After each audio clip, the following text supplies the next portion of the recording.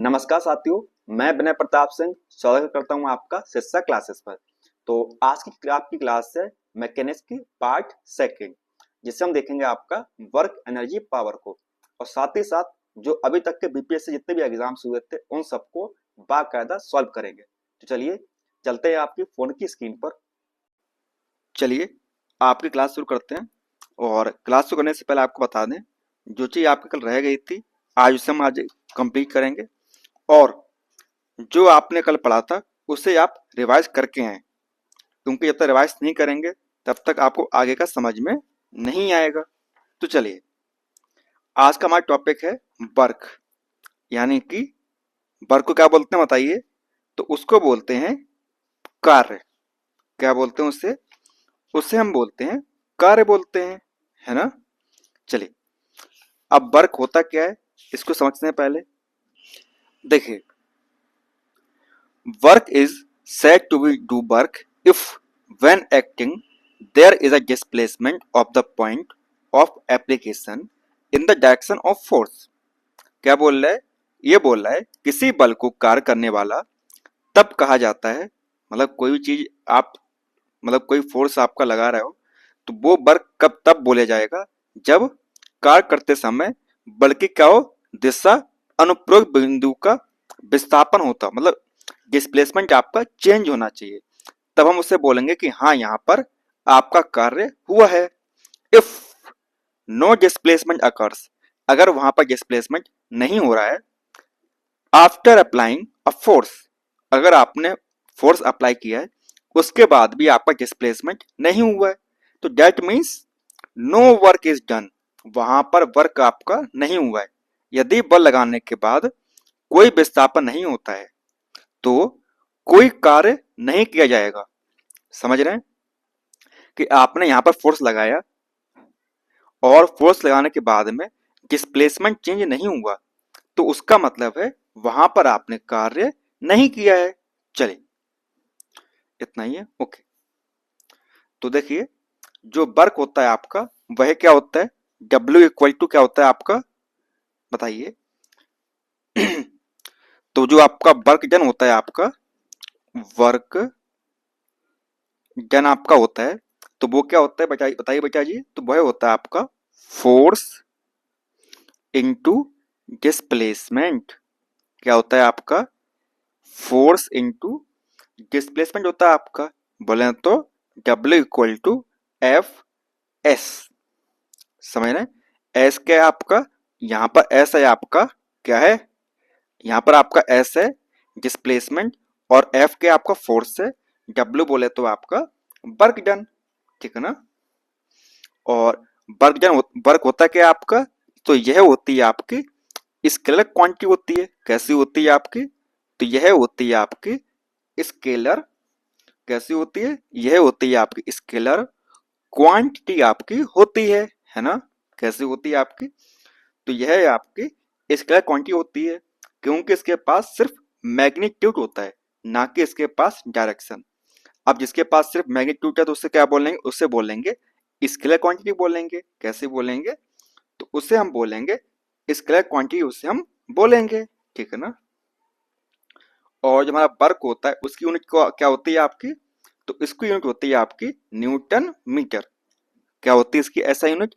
तो इसकी यूनिट होती है आपकी न्यूटन न्यूटन मीटर। क्या होती है इसकी यूनिट? तो इसकी यूनिट होती है आपकी न्यूटन मीटर, ठीक है ना। और इसी को हम बोल देते हैं, क्या बोल देते हैं इसी को हम बोल देते हैं आपका जूल। इसी को हम बोल देते हैं, ठीक है ना। यानी कि न्यूटन मीटर और आपका जूल, ठीक है ना। तो ये क्या आपकी, यह आपकी है यूनिट। समझ में आई बेटा जी बात आपको? क्या है आपकी? तो यह आपकी है एक यूनिट आपकी है, ठीक है ना।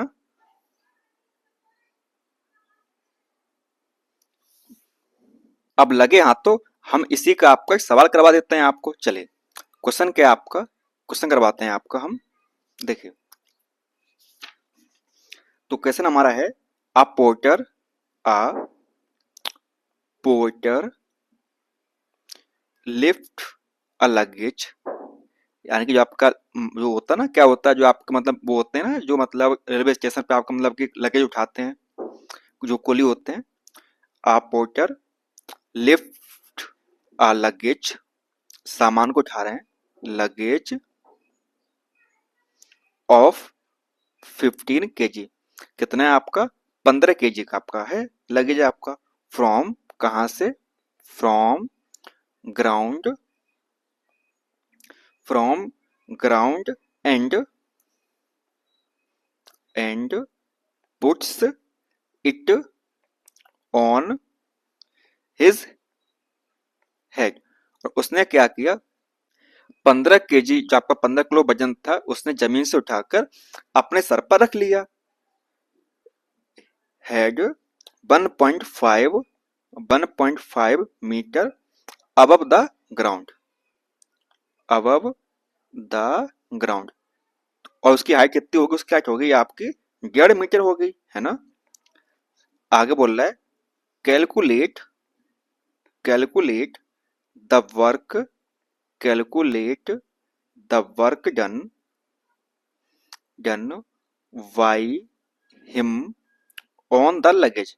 तो आपको बताना है कि उसने कितना काम किया ऑन द लगेज, ठीक है ना। बताइए, देखिए जो वजन था वो कितना था, तो वो था आपका 15 kg। तो क्या हो गया, मास हो गया आपका 15 kg हो गया, है ना। और उसने कितना आपका डिस्प्लेसमेंट किया, कितना किया उसने, तो वो किया आपने उसने मतलब जमीन से उठाकर सिर पर रखा, तो क्या था आपका डिस्प्लेसमेंट था। तो उसे हम क्या बोलेंगे, उसे हम बोलेंगे एस, है ना। तो वो कितना था, तो वो था आपका 1.5 मीटर था आपका, है ना। देखिए क्या था, 1.5 मीटर था आपका, है ना। अब सिंपल से लगा दीजिए फॉर्मूला। वर्क डन का आपका क्या होता है, क्या होता है वर्क डन का फॉर्मूला आपका बताइए। तो वो होता है आपका फोर्स इनटू डिस्प्लेसमेंट, यही होता है ना, फोर्स इनटू डिस्प्लेसमेंट होता है आपका, है ना। और फोर्स कितना आपका, बताइए बताइए बताइए, फोर्स क्या होता है आपका। तो फोर्स को हम एक प्रकार से और लिख सकते हैं, क्या लिख सकते हैं, एफ इक्वल टू क्या होता है आपका, तो वह होता है आपका एम जी, है ना, यही होता है ना। तो ये हो गया आपका, क्या हो गया आपका M G multiply by S. तो मास कितना आपका, मास आपका 15, और जी कितना आपका, जी होता तो वैसे आपका 9.8 है, परंतु आपके लेवल पर इसे हम 10 मान के चल रहे हैं। कितना मान के चल रहे हैं, 10 मान के चल रहे हैं। और डिस्प्लेसमेंट कितना हुआ, तो वो हुआ आपका 1.5 हुआ, है ना।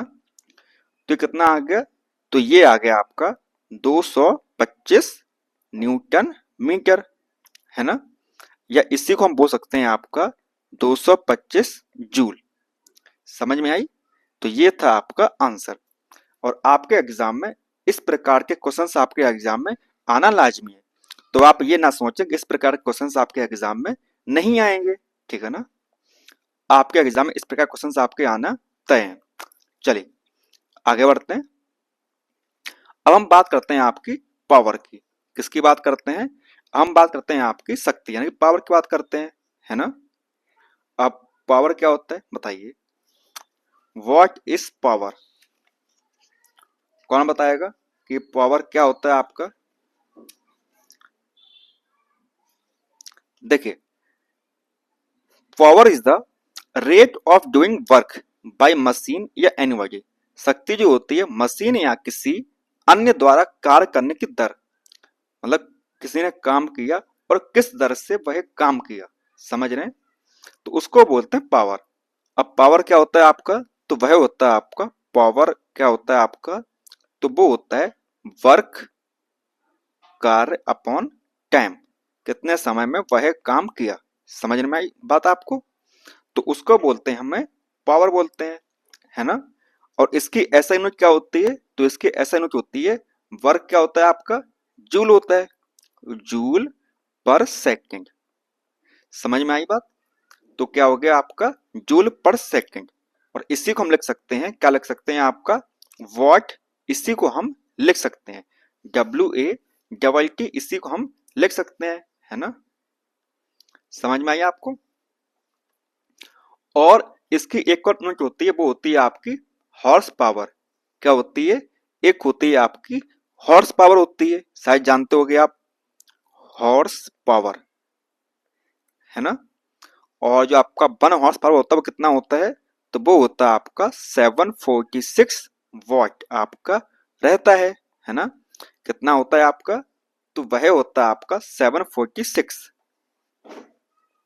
746 आपका रहता है, ठीक है ना बेटा जी। चलिए आगे देखते हैं। अगला पॉइंट हमारा है एनर्जी। क्या पॉइंट है आपका? तो अगला पॉइंट हमारा है एनर्जी, यानी कि क्या होता है आपका? ऊर्जा। देखिए, energy is the capacity for doing work. ये क्या होता है? ऊर्जा कार्य करने की क्षमता है। क्या है आपकी? यह है आपकी ये कैपेसिटी या आपकी क्षमता है, ठीक है। Different different forms of energy are mechanical energy, heat energy, light energy and आपका साउंड एनर्जी। मतलब बहुत ही अलग प्रकार की ऊर्जाएं आपके यहाँ पर प्रेजेंट है। जैसे आपका यांत्रिक ऊर्जा हो गया, आपका ऊष्मा ऊर्जा हो गया, आपका प्रकाश ऊर्जा हो गया आपका, या आपका ध्वनि ऊर्जा आपका हो गया, है ना। और ये कैसी होती हैं बताइए? कैसे होती हैं?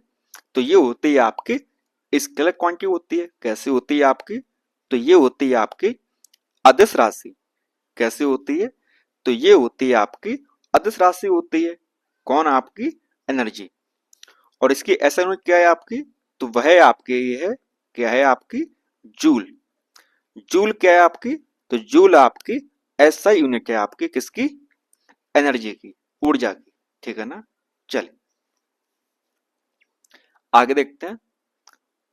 अब हम बात करते हैं मैकेनिकल एनर्जी की बात करते हैं। ये क्या होता है? देखिए, mechanical energy is the sum of kinetic and potential energy is an object that is used to do work. क्या बोल रहा है? कि यांत्रिक ऊर्जा किसी वस्तु में गतिक और स्थितिज ऊर्जा का योग है। क्या है? आपका गतिक ऊर्जा और आपका जो आपका स्थितिज ऊर्जा जो है आपको, उसका क्या है? योग है, ठीक है ना। जिसका उपयोग कार्य करने के लिए किया जाता है। किसका किया जाता है? जब आपका काम हो रहा होता है।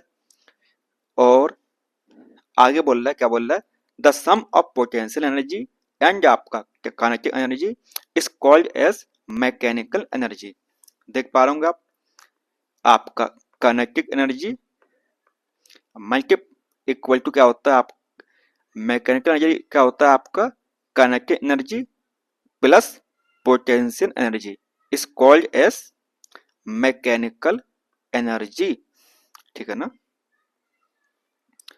यानी कि आपका यांत्रिक ऊर्जा क्या होती है? आपकी गतिक ऊर्जा और आपकी स्थितिज ऊर्जा जो होती है, दोनों का क्या होता है? मिलाप होता है आपका। चलिए देख पा रहे होंगे आप इमेज पर।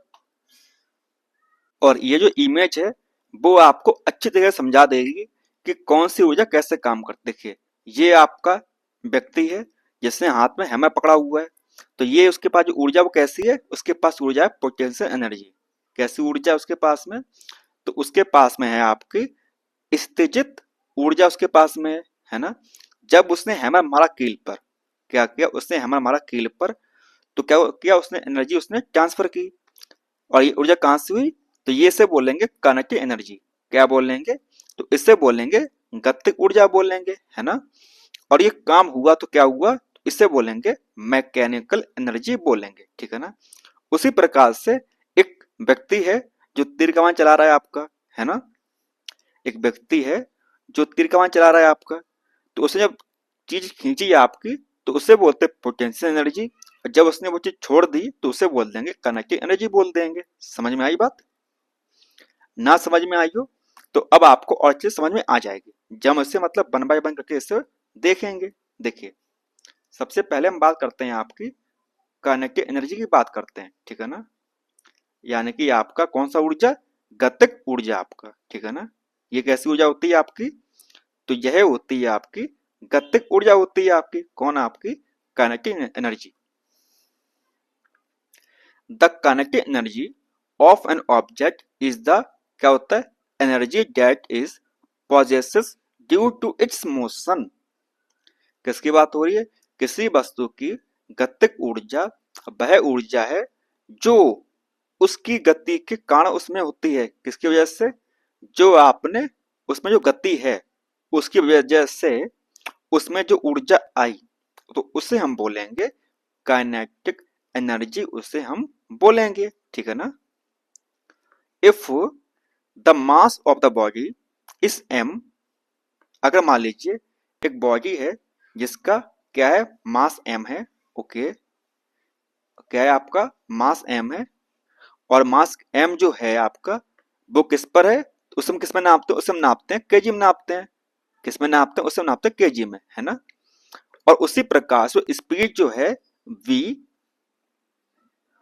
उसे हम किस में नाप रहे हैं? उसे हम नाप रहे हैं किस में बताइए?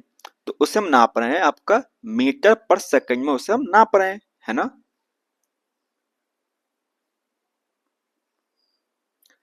तो फिर क्या होगा? जो आपका काइनेटिक एनर्जी जो होगी आपकी, तो वो क्या हो जाएगी आपकी? तो वो हो जाएगी आपकी हाफ, आधा M V square. Half M B square जो फॉर्मूला होता है आपका, वो किसका फॉर्मूला होता है आपका? तो वह होता है आपका काइनेटिक एनर्जी का आपका फॉर्मूला आपका होता है। क्या आपका? हाफ एम बी स्क्वायर क्या होता है आपका? तो वो होता है आपका हाफ एम बी स्क्वायर आपका रहता है। किसका? आपका काइनेटिक एनर्जी का आपका फॉर्मूला रहता है। ठीक है ना? कोई दिक्कत आपको बताइए, हो तो कोई दिक्कत हो तो बताइए। चलिए देखिए आप, ये एग्जांपल्स आपके हैं, काइनेटिक एनर्जी के आपके एग्जांपल्स दिए हुए इमेज पर। देखिए मीटियोर्स, ऊपर से मीटियोर्स गिर रहा है आपका आसमान से। वो के जब आप चलते हो तो क्या होती है? आपकी काइनेटिक एनर्जी होती है। आप गिर रहे हो, है ना? या आप बॉल फेंक रहे हो, या आपका एरोप्लेन चल रहा हो। ठीक है ना? ये सब किसके एग्जाम्पल हैं? तो ये सब आपके हैं काइनेटिक एनर्जी के आपके एग्जाम्पल्स आपके हैं, है ना? किसके एग्जाम्पल्स हैं आपके? तो ये आपके एग्जाम्पल्स है, काइनेटिक एनर्जी के आपके एग्जाम्पल्स आपके हैं। ठीक है ना? चलिए इसी के साथ में आपको करवा देते हैं यहाँ पर एक सवाल, है ना? स्पेस तो है ही हमारा, तो क्या यहाँ पर हो जाएगा? शायद हो जाना चाहिए। देखते हैं, शायद नया पेज हमको यहाँ पे मिल जाए। कैसे मिलेगा? चलिए कोई बात नहीं।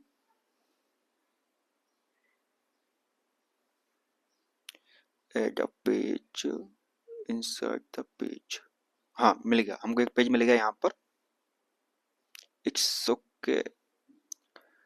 हाँ चलिए, तो हमको मिल गया यहाँ पर पेज, और यहाँ पर हम करवा देते हैं आपको एक सवाल। ठीक है ना? सवाल क्या है आपका? एन ऑब्जेक्ट,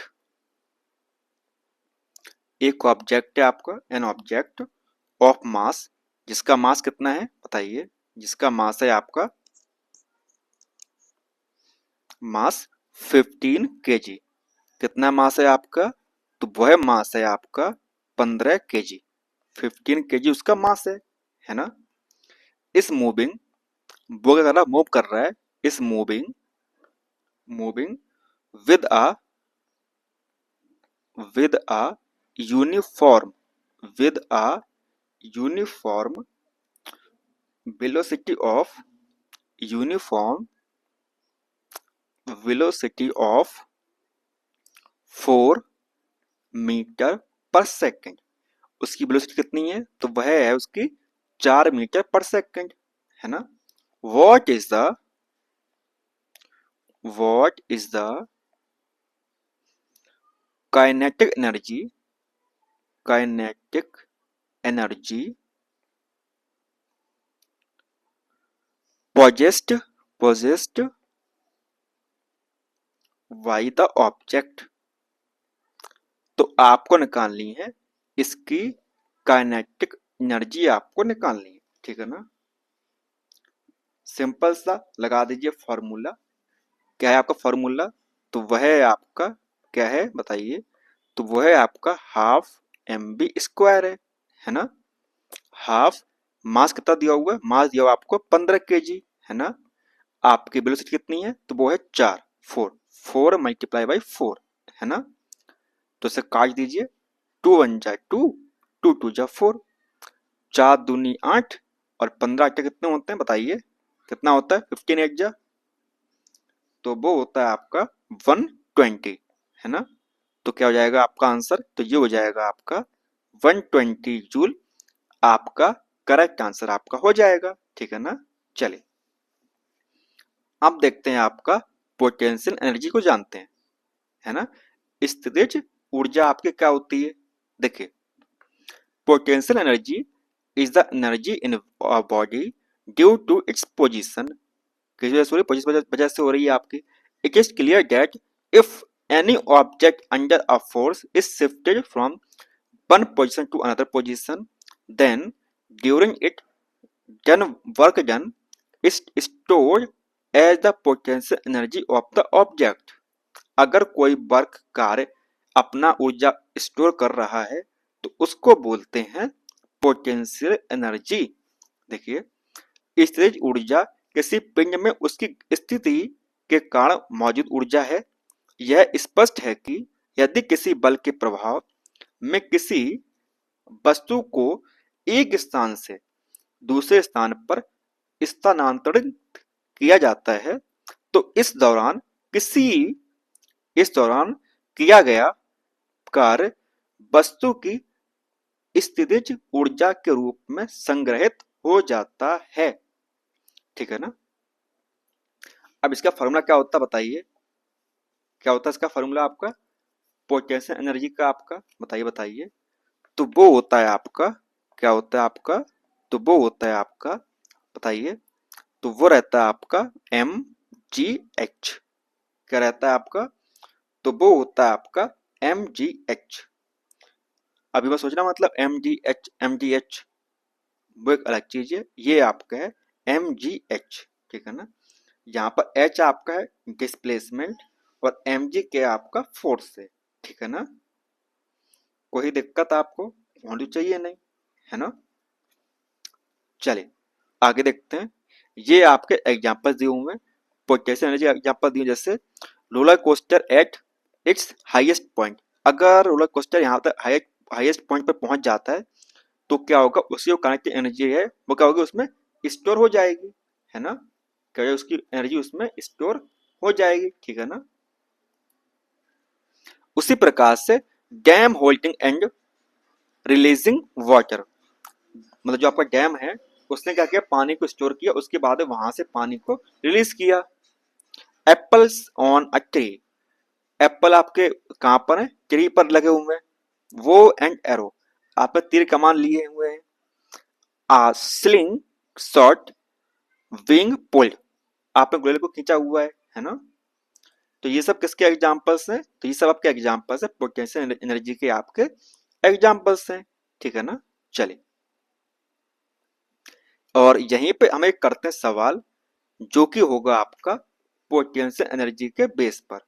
किस पर बेस होगा आपका, तो वो होगा आपका पोटेंशियल एनर्जी के ऊपर आपका एक सवाल होगा। चलिए add a page, insert a page, कर दिया हमने page add.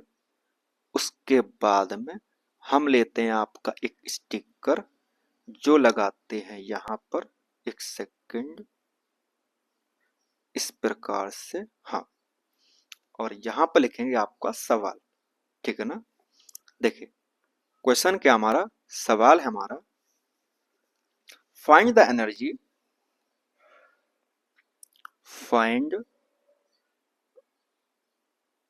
The energy possessed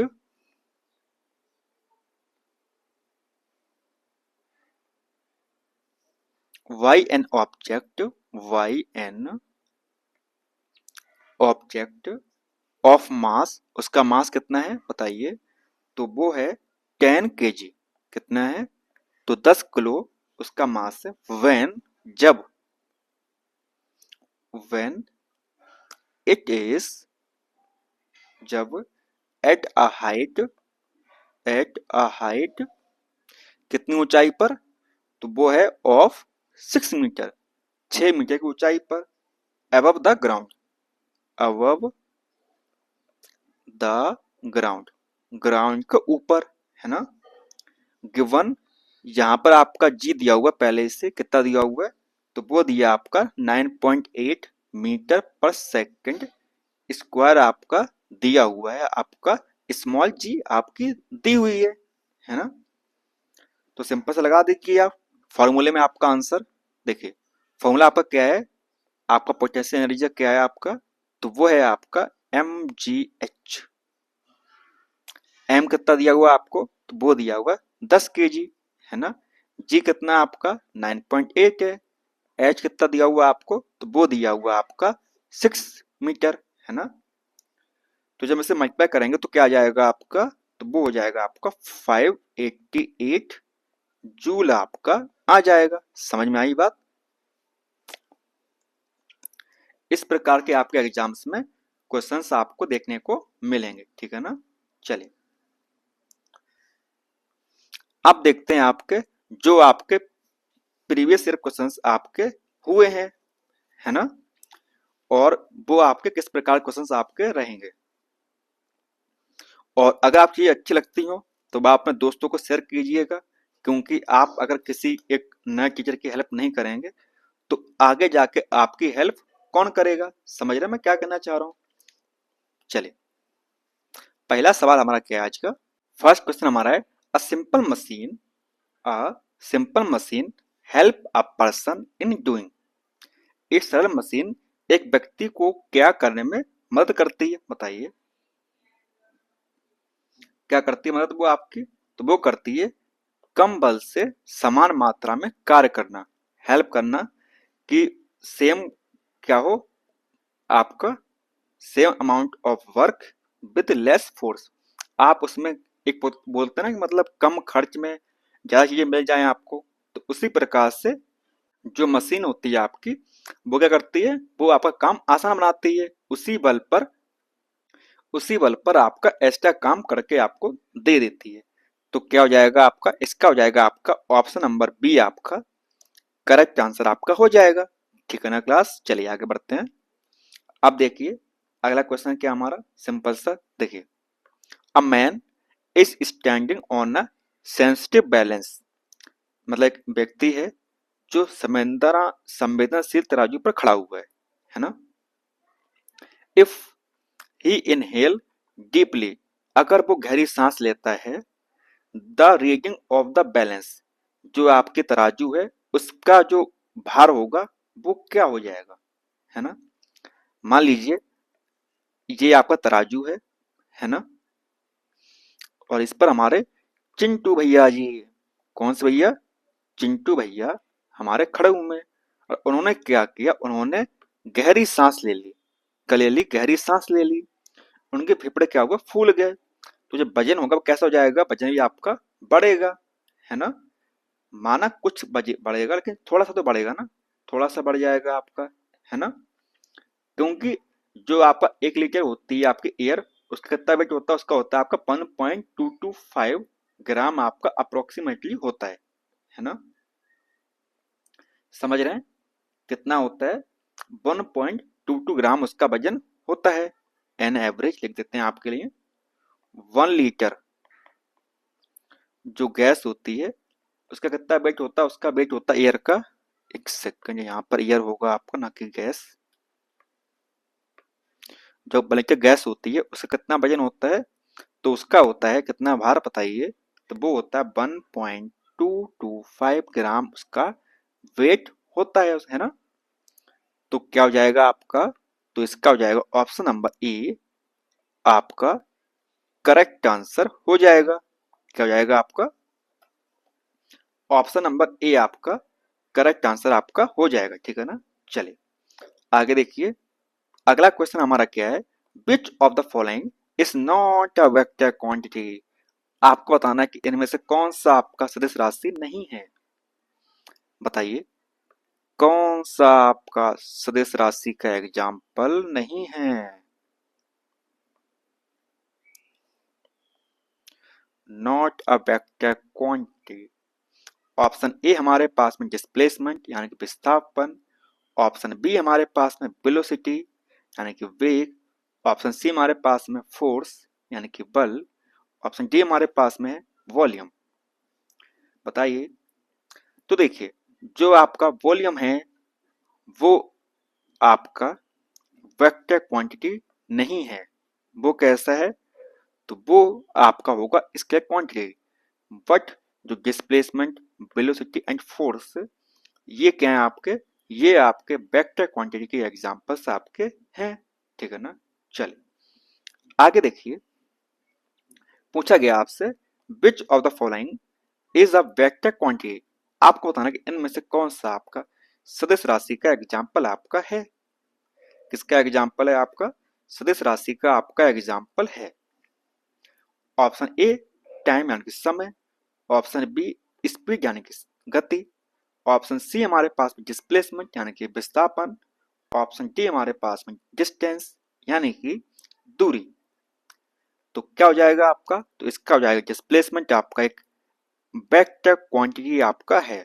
कैसी है आपकी, विस्थापन आपकी सदिश राशि आपकी है ना। चलिए आगे देखिए, सवाल आपका है which one of the following is the scalar quantity. तो आपको बताना है कि इनमें से कौन सा आपका स्केलर क्वांटिटी आपका है। ऑप्शन ए है फोर्स, बल, ऑप्शन बी हमारे पास प्रेशर यानी कि दबाव, ऑप्शन सी हमारे पास वेलोसिटी यानी कि वेग, ऑप्शन डी एक्सेलरेशन यानी कि त्वरण। बताइए, तो जो प्रेशर आपका है वो क्या आपका स्केलर क्वांटिटी आपका है, कौन आपका प्रेशर। दबाव जो है वो आपका क्या है, अदिश राशि है। और बाकी जो आपका फोर्स, वेलोसिटी एंड आपका जो एक्सेलरेशन है वो कैसे ही आपकी वेक्टर क्वांटिटी है, कैसे ही आपकी सदिश राशियां आपकी हैं, ठीक है ना। चलिए अगला सवाल, which one of the following is a vector quantity. आपको बताना कि इनमें से कौन सा आपका सदिश राशि का एग्जाम्पल है। किसका आपका सदिश राशि का। Option A momentum, option B pressure, option C energy and option D work. तो बताइए इसका क्या आंसर होगा, तो इसका होगा आपका मोमेंटम आपका करेक्ट आंसर होगा। क्योंकि जो मोमेंटम है वो कैसा आपका, बताइए, तो वो आपका वेक्टर क्वांटिटी आपका है। चलिए आगे देखिए, सवाल है हमारा क्या है, which physical quantity is represented by the ratio of momentum and velocity of the body. किसकी बात हो रही है, कौन सी भौतिक राशि पिंड के संवेग और वेग के अनुपात द्वारा दर्शाई जाती है। किसके द्वारा, बताइए, आपका वेग और आपका संवेग यानी कि मोमेंटम एंड आपका वेलोसिटी। देखिए जो मोमेंटम होता है आपका, मोमेंटम वो क्या होता है आपका, तो वो होता है आपका मास मल्टीप्लाई बाई वेलोसिटी, है ना। अगर मास को हम बाहर लेके जाते हैं, मास को अगर बाहर लेके आ रहे हैं हम, मास को ले आए बाहर, है ना, तो क्या बन गया आपका, तो ये बन गया आपका मोमेंटम अपॉन वेलोसिटी। ये बन गया ना आपका, तो क्या बन गया, मोमेंटम अपॉन वेलोसिटी बन गया आपका, है ना। तो जो आपका मोमेंटम एंड जो वेलोसिटी है ये क्या आपका एक प्रकार का रेशियो बना हुआ है ना। तो ये किसका रेशियो है, तो ये आपका है मास का। किसका रेशियो है, तो ये आपका रेशियो है मास का रेशियो है। तो क्या हो जाएगा आपका, इसका हो जाएगा आपका ऑप्शन नंबर सी आपका करेक्ट आंसर। और आपको बता दें ये सवाल वो कहां कब आया हुआ था, ये आया हुआ था आपका 45th बीपीएससी, बीपीएससी प्री 2001 में आपका ये सवाल आया हुआ था, ठीक है ना। देख रहे हैं सवाल सिंपल थे परंतु उन्होंने घुमा के आपसे पूछ लिया है, ठीक है ना। चलिए सेम ईयर में सवाल आया था, क्या था वो, कि force is a product of, जो फोर्स है आपका बल वो किसका गुणनखंड आपका है। बताइए जो एफ है वो किसका गुणनखंड आपका है, तो ये बात आप भी जानते हो। एफ क्या होता है आपका, मास इनटू एक्सेलरेशन। एफ क्या होता है आपका, एम ए होता है ना। तो कहाँ दिख रहा है आपको? तो वो दिख रहा है आपको ऑप्शन नंबर बी में दिख रहा है आपको, है ना। तो क्या हो जाएगा आपका? इसका हो जाएगा आपका ऑप्शन नंबर बी आपका करेक्ट आंसर हो जाएगा, है ना। बी आपका करेक्ट आंसर आपका हो गया है। चलिए आगे देखते हैं। अगला क्वेश्चन हमारा क्या है, सिंपल सा देखिए। इफ, देखिए सवाल क्या आपका, if the number representing volume and surface area of a cube are equal then the length of the edge of the cube in terms of unit of measurement will be. क्या बोल रहा है? ये बोल रहा है कि यदि किसी घन के आयतन और पृष्ठीय क्षेत्रफल को दर्शाने वाली संख्या बराबर हो तो माप की इकाई के संदर्भ में घन के किनारे की लंबाई क्या होगी? तो देखिए जो आपका वॉल्यूम ऑफ क्यूब होता है, वॉल्यूम ऑफ क्यूब जो रहता है वो क्या होता है? वो होता है आपका एल क्यूब होता है ना। और यहाँ पर एल क्या है? एल आपकी लेंथ है किसी क्यूब के एज की, है ना। और सरफेस एरिया ऑफ क्यूब क्या होता है बताइए? सरफेस एरिया ऑफ क्यूब क्या होता है आपका? तो वो होता है 6L², है ना। तो हम कर देते हैं इसका, क्या कर देते हैं बताइए? हम कर देते हैं इसका बराबर। देखिए L cube equal to 6L², है ना। तो यहाँ पर एल क्यूब और स्क्वायर निपटा और यहाँ बचा आपका सिर्फ एल, है ना। तो क्या हो जाएगा आपका? एल इक्वल टू 6 हो जाएगा आपका। सिंपल सवाल था आपका, है ना। अगर आपको ये पता होती है आपको तो आप इसका आंसर निकाल देते। तो क्या हो जाएगा आपका? इसका हो जाएगा आपका ऑप्शन नंबर डी आपका करेक्ट आंसर आपका हो जाएगा। सवाल सिंपल था, बस अगर आपको ये नहीं पता होती तो आप उस सवाल का आंसर निकालने में असमर्थ होते। चलिए कोई बात नहीं, आगे देखते हैं। अगला सवाल हमारा है एनर्जी कंजर्वेशन मीन्स, यानी कि ऊर्जा संरक्षण के साधन है, बताइए। जो आपके एनर्जी कंजर्वेशन होता है उसका मतलब क्या होता है बताइए? तो उसका मतलब होता है energy can neither be created और नॉर डिस्ट्रॉयड। समझ रहे हैं? ऊर्जा को ना तो बनाया जा सकता है और ना ही नष्ट किया जा सकता है। तो क्या हो जाएगा आपका? इसका हो जाएगा आपका ऑप्शन नंबर डी आपका करेक्ट आंसर आपका हो जाएगा, ठीक है ना। और ये क्या है? Law of conservation of energy का क्या है? डेफिनेशन है। कौन सी? Energy can neither be created nor be destroyed. आगे देखिए आपका सवाल है most of the sources of energy be use represent stored solar energy which of the following is not ultimately derived from the sun energy. तो आपको बताना है कि इनमें से सूर्य की रोशनी से कौन सी एनर्जी आपको नहीं मिलती है ना। हमारे द्वारा उपयोग किए जाने वाले अधिकांश ऊर्जा स्रोत संग्रहित सौर ऊर्जा का प्रतिनिधित्व करते हैं, बिल्कुल सही बात है। परंतु निम्नलिखित में से कौन सा अंततः सूर्य की ऊर्जा से प्राप्त नहीं होता है? ये आपको बताना है कि सूर्य की ऊर्जा से प्राप्त नहीं होता है, ठीक है ना। ऑप्शन ए है न्यूक्लियर एनर्जी यानी कि परमाणु ऊर्जा।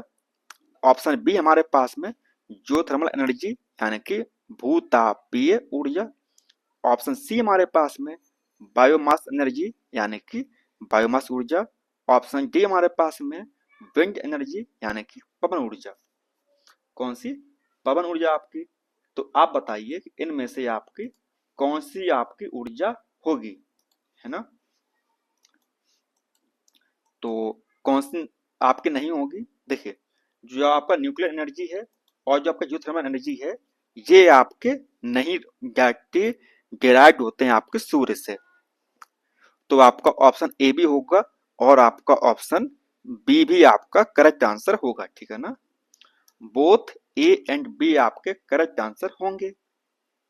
चलिए अगला सवाल देखते हैं। सवाल क्या अगला हमारा सवाल हमारा है सिंपल सा, द एनर्जी ऑफ विंड, पवन की ऊर्जा को हम क्या बोलते हैं, या उसके पास कौन सी ऊर्जा होती है। तो जो एनर्जी ऑफ विंड होती है उसके पास क्या होता है, उसके पास सिर्फ और सिर्फ काइनेटिक एनर्जी होती है, ठीक है ना। तो क्या हो जाएगा आपका, उसका हो जाएगा आपका ऑप्शन नंबर बी आपका करेक्ट आंसर हो जाएगा, है ना। चलिए आगे देखते हैं। सवाल हमारा है कि इन wind power which form of energy is converted into electrical energy. क्या बोल रहा है कि पवन ऊर्जा में ऊर्जा के किस रूप को विद्युत ऊर्जा में परिवर्तित किया जाता है, बताइए। जो आपका पवन ऊर्जा होती है उसमें किस ऊर्जा को विद्युत ऊर्जा में कन्वर्ट किया जाता है, किसको करते हैं बताइए। तो वो हम करते हैं काइनेटिक एनर्जी करते हैं कन्वर्ट किसमें, इलेक्ट्रिकल एनर्जी में। तो क्या हो जाएगा आपका, इसका हो जाएगा आपका ऑप्शन नंबर ए आपका करेक्ट आंसर आपका हो जाएगा, ठीक है ना। चलिए आगे देखते हैं। सवाल हमारा है विच of the following energy changes involve frictional force, कौन सी ऊर्जा लगती है आपकी किसमें, फ्रिक्शनल फोर्स में। निम्नलिखित में से कौन सा ऊर्जा परिवर्तन घर्षण बल में से संबंधित है आपका, बताइए कौन सा है आपका। तो वह होता है कब आपका काइनेटिक एनर्जी होती है किसमें हो जाती है, कन्वर्ट हो जाती है आपकी हीट एनर्जी में आपका कन्वर्ट हो जाता है। तो क्या हो जाएगा आपका, इसका हो जाएगा आपका option number A kinetic energy convert to heat energy. गतिक ऊर्जा से क्या होता है, ऊष्मा ऊर्जा बनती है आपकी। आगे देखिए अगला सवाल हमारा क्या है, सिंपल सा, who is the first person to define speed. सवाल सिंपल है परंतु बहुत को तो पता ही नहीं होगा कि ऐसा पहला कौन सा व्यक्ति था जिसने बताया था आपका स्पीड, गति के बारे में बताया था, किसने परिभाषित किया था आपका। तो वो थे आपके गैलिलियो सर थे, कौन थे आपके, तो वो थे आपके गैलिलियो सर थे आपके, ठीक है ना। और ये सवाल कब आया था, ये आया था आपका 67th बीपीएससी, बीपीएससी प्री 2022। अगला सवाल क्या हमारा, देखिए सवाल है कि Newton first law of motion, Newton's first law of motion of Newton's first law of motion is known as, जो आपका न्यूटन का जो फर्स्ट नियम है उसको हम किस नाम से और जानते हैं, अभी पढ़ के आया आपको। तो उसे हम जानते हैं लॉ ऑफ इनर्शिया के नाम से भी जानते हैं, है ना। और जो इनर्शिया होता है वो क्या होता है, डायरेक्टली प्रोपोर्शनल टू द आपका मास होता है ना। चलिए आगे देखते हैं। देखिए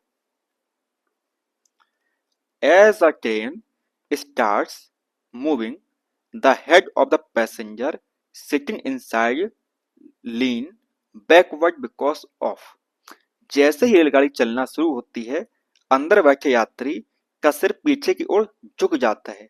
ऐसा क्यों होता है, ऐसा इसलिए होता है कि जो हमारा सर है वो रेस्ट पोजीशन पे था, है ना। और ट्रेन एकदम चल पड़ी तो हमारा जो हेड है, सिर जो है वो अपनी रेस्ट पोजीशन पर रहना चाहेगा, है ना। तो ये हो जाएगा आपका इनर्शिया ऑफ रेस्ट, है ना। तो बोले तो इनर्शिया ऑफ रेस्ट यानी कि ऑप्शन नंबर ए विश्राम का जड़त्व आपका करेक्ट आंसर आपका हो जाएगा, ठीक है ना। चलिए देखते हैं अगला सवाल हमारा, सिंपल सा देखिए, a bus is moving along a straight path and takes a sharp turn to the right side. Suddenly the passenger sitting in the bus will, एक बस सीधे रास्ते पर चल रही है और अचानक दाहिनी ओर मुड़ जाती है तो क्या होगा। मान लीजिए ये आपकी बस है, जा रही है अपने मस्ती में बेचारी सड़क पर चलती हुई, और अचानक इसने राइट साइड में टर्न ले लिया, अचानक ये मुड़ गई इस तरफ, अचानक ये मुड़ गई इस तरफ। तो जो पैसेंजर बैठे हुए होंगे वो किस तरफ झुक जाएंगे, ये आपका सवाल है।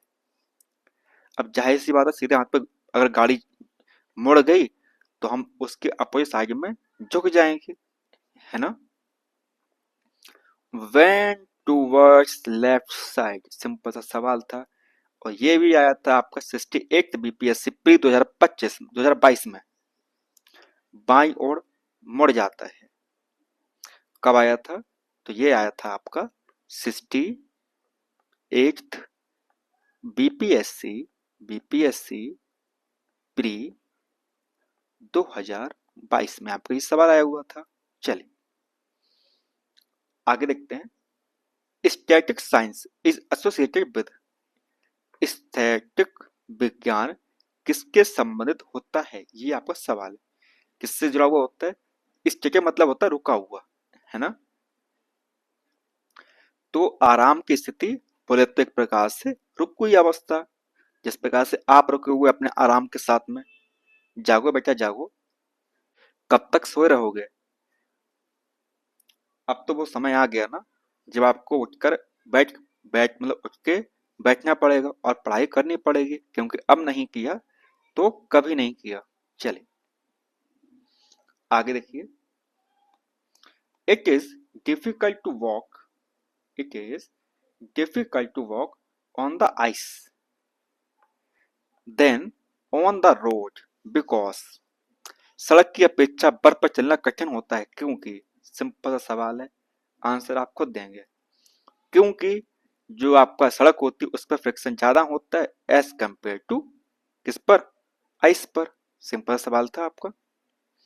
तो इसका हो जाएगा आपका ऑप्शन नंबर डी आपका करेक्ट आंसर हो जाएगा कि बर्फ पर का घर्षण सड़क की अपेक्षा कैसा होता है आपका? कम होता है। चलिए आगे देखिए। सवाल हमारा क्या है? अ goalkeeper in a game of football pulls his hand backward after holding the ball shot at the goal. This enables the goalkeeper to, अभी आपको बताया था हमने, जो इससे पहले जो क्लास हुई थी, शायद फर्स्ट क्लास हुई थी आपकी मैकेनिक्स की, जिसमें समझाया था आपका कि ऐसा क्यों होता है। ऐसा इसलिए करते हैं क्योंकि आप भी जानते हो जो आपका फोर्स होता है वो क्या होता है आपका? मास इनटू एक्सेलरेशन होता है ना। और जो एक्सेलरेशन होता है वो क्या होता है आपका? बताइए। ए क्या होता है आपका? ये होता है v minus you upon T होता है। तो यानी कि एक्सेलरेशन इनवर्स टू द आपका टाइम, तो क्या हो जाएगा? तो ये हो जाएगा आपका फोर्स। जितना आप फोर्स लगाएंगे, अगर आपको फोर्स कम करना है तो आप क्या करेंगे? आप समय को बढ़ाएंगे, है ना, जिससे आपको आपको अपने हाथों में ज्यादा फोर्स फील ना हो। तो क्या करेंगे हम? Decrease the rate of change of momentum, संवेग परिवर्तन की दर को हम क्या कर देंगे? कम कर देंगे। चलिए आगे देखते हैं। For every action there is an equal and opposite reaction, the law was given by, किसने ये नियम दिया था कि प्रत्येक क्रिया के लिए एक समान और विपरीत प्रतिक्रिया होती है? किसने दिया था? बच्चे बच्चे को पता होगा कौन आया था, न्यूटन बब्बा आए थे। चलिए तो क्या होगा इसका? इसका होगा आपका न्यूटन, आपका करेक्ट आंसर होगा। चलिए अगला सवाल हमारा क्या है, देखिए। ये बोल रहा है an effective Coriolis force result from, तो ये किसका रिजल्ट है आपका? है तो ये आपका है अर्थ रोटेशन का आपका रिजल्ट है, ठीक है ना। तो इसका हो गया आपका ऑप्शन नंबर बी आपका करेक्ट आंसर आपका हो गया। चलिए आगे देखिए। पहले तो हम इसको करते हैं थोड़ा सा सही, क्योंकि ऑप्शंस को नहीं किया उन्होंने ठीक। यही वजह है कि आप लोग इसका करेक्ट आंसर देने में असमर्थ होंगे। ये ऑप्शंस आप काट दीजिए, इसकी जगह पर आप ये वाले ऑप्शंस देख लीजिए, क्योंकि ऑप्शंस हमारे कैसे हैं? सारे सेम है। आपका ये रहा ए वाले का ऑप्शन, ठीक है, बी वाले का ऑप्शन भी ठीक है, सी वाले का भी ऑप्शन ठीक है, डी वाले का ऑप्शन हम आपको बना देते हैं अभी। एक्स 4y 8z,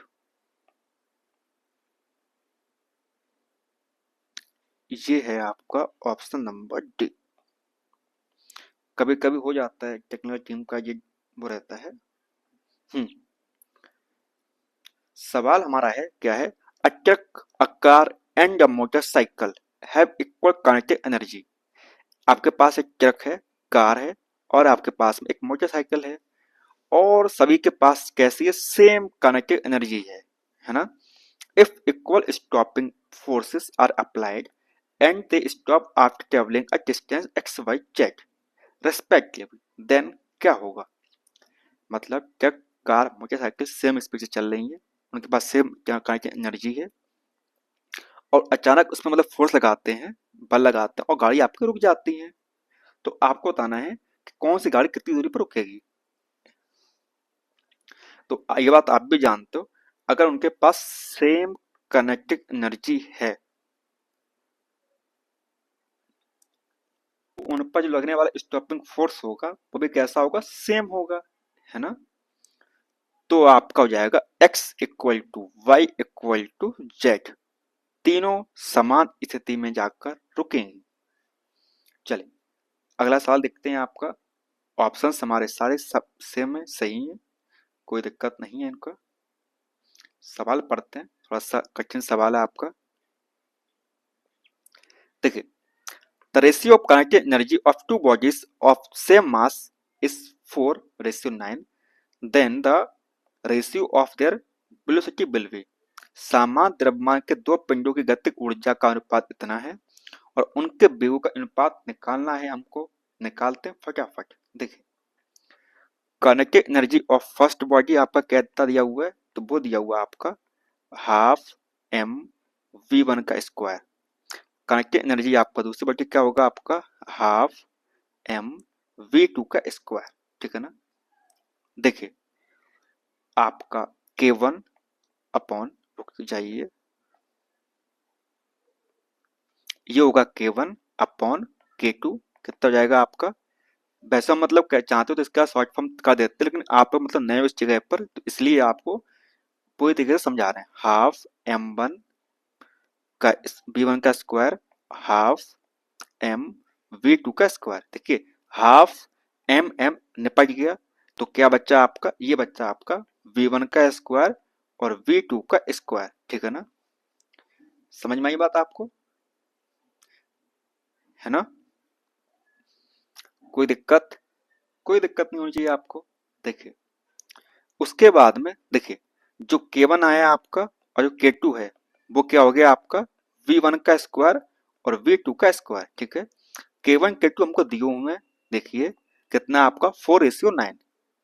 के वन कितना हमारे पास में, के वन हमारा है कितना बताइए, तो वो है आपका 4 है आपका upon 9 equal to v one का स्क्वायर अपॉन वी टू का स्क्वायर, ठीक है। कोई दिक्कत बताइए, होनी चाहिए नहीं। क्या इसको हम इस प्रकार से लिख सकते हैं, वी वन और वी टू का होल स्क्वायर, बिल्कुल सही बात है। और स्क्वायर को हम इधर कन्वर्ट कर देते हैं, तो क्या हो जाएगा आपका 4/9 equal to v one upon v two हो गया, है ना।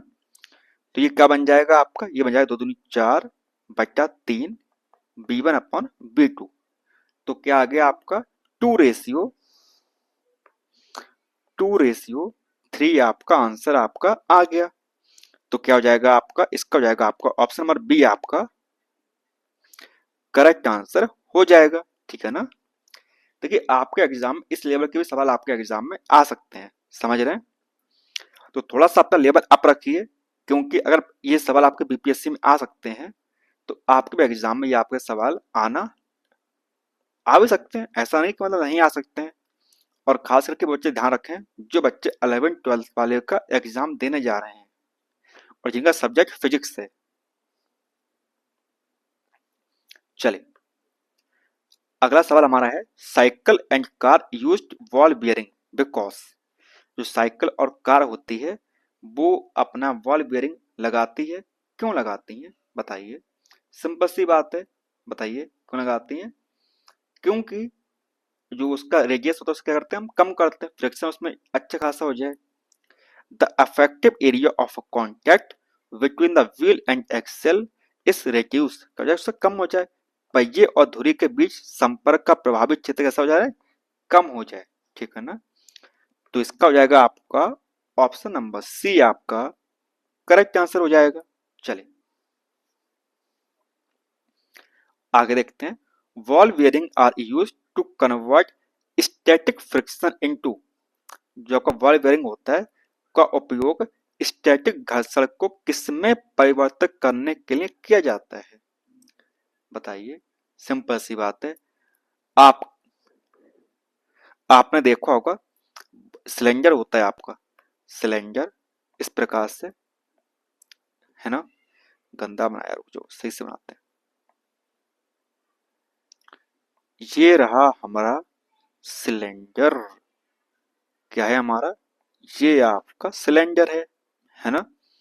अगर हम इसको उठा के लेके जाए, है ना, तो हमको ज्यादा फोर्स लगाना पड़ेगा, है ना, क्योंकि इसमें फ्रिक्शन बहुत ही ज्यादा लगेगा।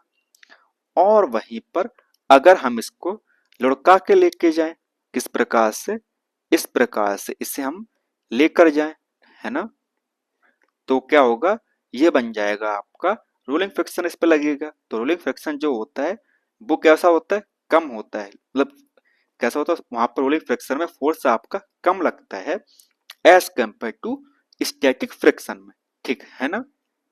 तो इसका हो जाएगा आपका option number A rolling friction, ठीक है ना। ऑप्शन ए आपका करेक्ट आंसर आपका हो जाएगा। चलिए आगे देखते हैं। सवाल है सिंपल सा, परंतु आप इसका जवाब देने में कैसे होंगे, थोड़ी सी परेशानी आपको हो सकती है। पूछिए कैसे, तो बताते हैं आपको।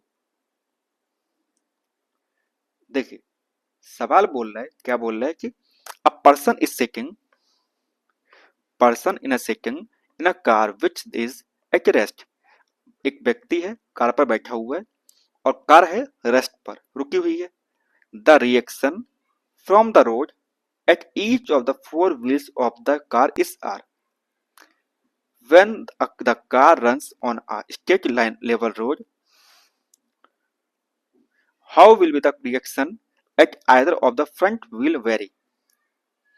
सवाल काफी अजीब है, परंतु कोई बात नहीं, देखते हैं।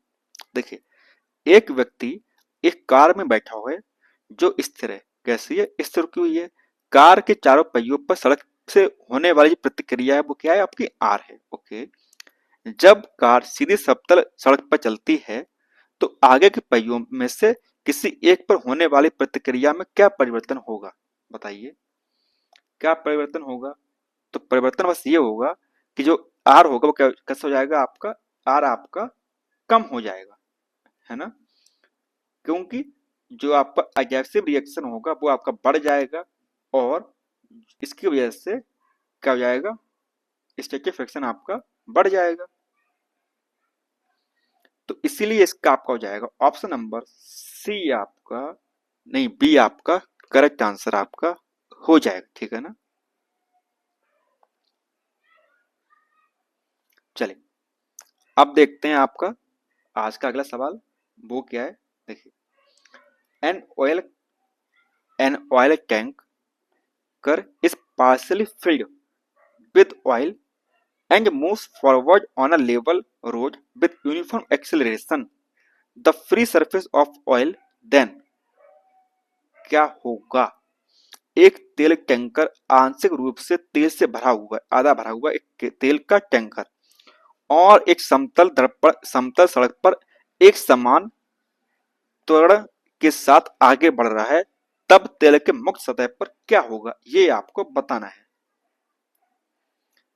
भाई सीधी सी बात है, पीछे की ओर और अधिक गहराई के साथ क्षैतिज की ओर झुका हुआ होगा, है ना। तो क्या हो जाएगा आपका, इसका हो जाएगा आपका ऑप्शन नंबर सी आपका करेक्ट आंसर हो जाएगा। आगे देखिए सवाल आपका है, क्या है आपका? The working principle of a washing machine is. Simple सा है, सेंट्रीफ्यूगेशन, घुमा घुमा कर आपकी वॉशिंग मशीन काम करती है ना? तो इसका हो जाएगा आपका ऑप्शन ए, आपका करेक्ट आंसर आपका हो जाएगा। चलिए आगे देखते हैं। अगला सवाल हमारा है, the separation of ice cream cream from milk by churning is due to. दूध को मथकर क्रीम को अलग करना क्या कहलाता है, बताइए। तो उसको हम बोलते हैं सेंट्रीफ्यूगल फोर्स। क्या बोलते हैं हम उसे? उसे हम बोलते हैं सेंट्रीफ्यूगल फोर्स बोलते हैं, केंद्रापसारी बल। और चीजें आपको अच्छे लगे तो लाइक शेयर सब्सक्राइब करके जाइएगा, क्योंकि आपका एक साथ हमारे लिए मोटिवेशन का कारण बनता है। और पीपीटीज आपको कहाँ मिलेंगी? तो वो मिलेंगी आपको हमारे प्यारे से टेलीग्राम चैनल पर आपको देखने को मिलेंगी, ठीक है ना? चलिए तो मिलते हैं आपसे नेक्स्ट क्लास में, तब तक के लिए धन्यवाद।